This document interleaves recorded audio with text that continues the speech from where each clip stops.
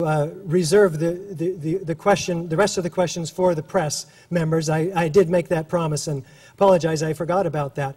But to address that question, we have a great deal of controversy as to what did or didn't happen at the Pentagon.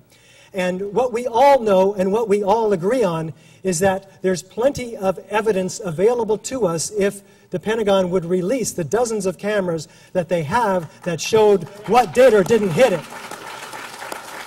So clearly, we're all agreeing that we have some sort of cover-up, and that there is plenty of evidence for that. If you're a member of the press and you have a press pass, would you raise your hand? And John will give you the microphone. One second. Hi, my question is, as someone who's been on the front lines, as well as many of my other colleagues who were called nuts in the past, in terms of pushing the government to open up things and stop the lies, what do I do with their burnout? Like, we were on the front lines for the first few years, and then I noticed a lot of people got burnt out. So when I'm trying to talk to my colleagues who've been on the front lines for a long time, they've moved on and are on to other causes like, the right to marry or, the economy, other things that are going on. How do I re-motivate them as to, understand that, to keep the fire burning under this investigation? Yes, this is a phenomenon in any movement of this nature that people who were in the movement early on, some of them stick with it, some of them don't.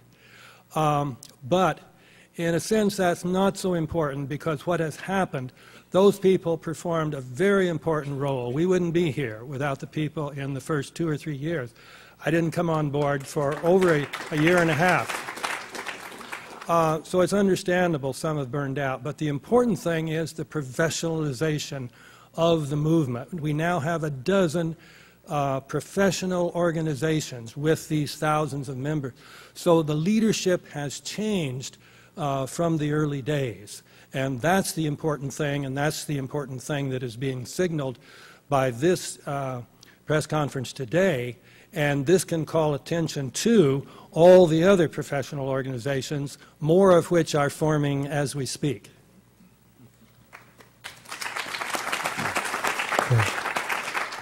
Richard, could you go over the timeline for the grand jury investigation that you talked about just at the end with a little more specifics?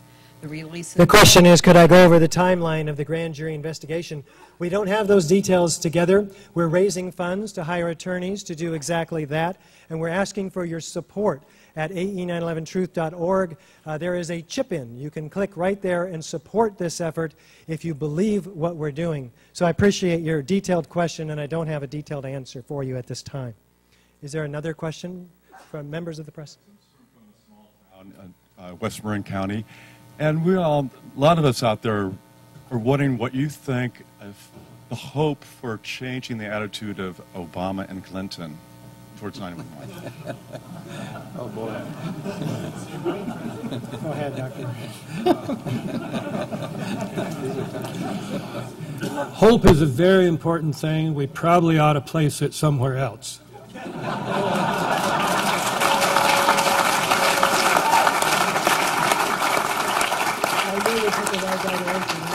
That said, we should not give up. They are in leadership positions. People have been known to respond against their initial will to tremendous pressure. It is going to take tremendous pressure, but tremendous pressure is starting to build. You've seen the reports these last couple of weeks about the change of the media around the world towards 9/11 truth.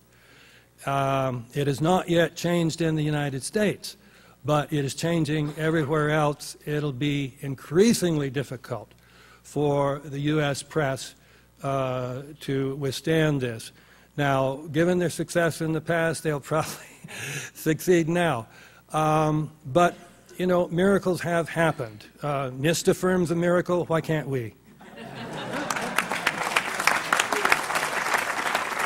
Back here? All the way in the back? Uh-oh. Richard, I do hope you reviewed Ted Gunderson's interview.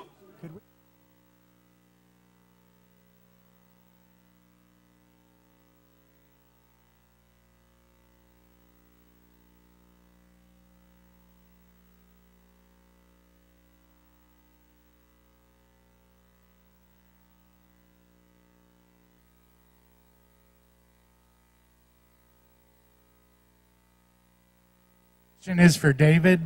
David, I read your book, 9/11 Commission, Omissions and Distortions. I'm wondering what new omissions and distortions you have discovered since that book was published. Thank you. Good question.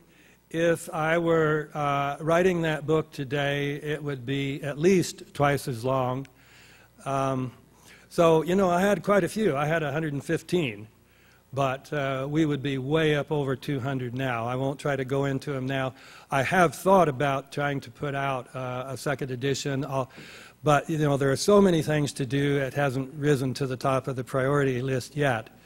But the more important thing now is the set of emissions of the NIST report. And these are even more important than those of the 9/11 Commission. So I think that's the place to focus our attention now. Thank you.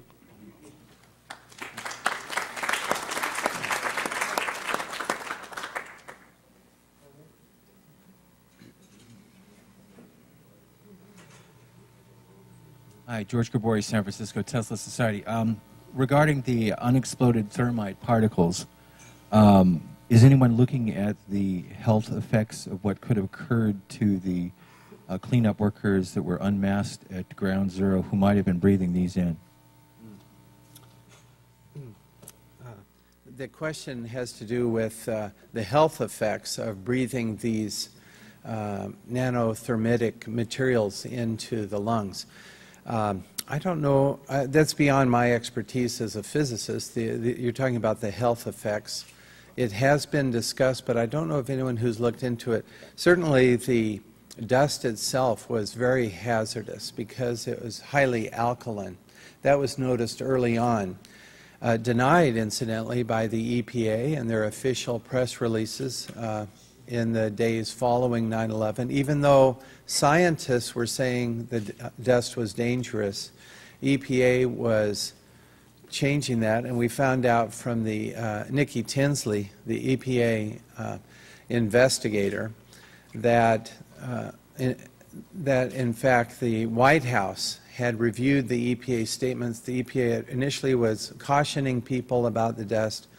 The White House changed that to reassurances. Most unfortunately, now there are thousands, approaching, I understand, 15,000 people who inhaled this dust and, in effect, swallowed the lies of the government. I mean, I don't know how else to put it. And certainly, these people need more than just our sympathy. They need our help. This dust was very hazardous. I understand that some of the health benefits have been denied these people recently and continue to be denied. And Eric will speak to that. Yeah, there's a group called the Feel Good Foundation that's helping take care of the sick and dying from their exposures. We're getting to the point now where we're going to surpass the number that were actually killed that day, and both civilians and firefighters that are going to die from it. So as far as the particles, no, I don't think there's been any study on those individually, but there are so many toxic gases. You know, we called it the toxic soup there, and we've seen so many firefighters already dying from it. And I think it's about 40,000, they say, that were exposed, and 40% of them already have lung problems from it. So it's definitely an issue, and I'm sure having that type of chemical and you're breathing that in, just like the asbestos, we're not going to see the effects, the full effects, for a few more years, and then we're going to see just massive numbers of people dying. So. One more footnote. With regard to the asbestos, a story had appeared in the Boston Globe 2 days before FEMA was ordered by the White House to put out its report saying the air is safe to breathe. The story in the Boston Globe had made very clear the air was not safe to breathe. This was deliberate murder.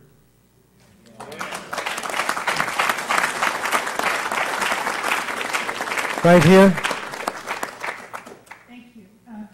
I have a quick question about the signature, probably for anyone who'd like to answer.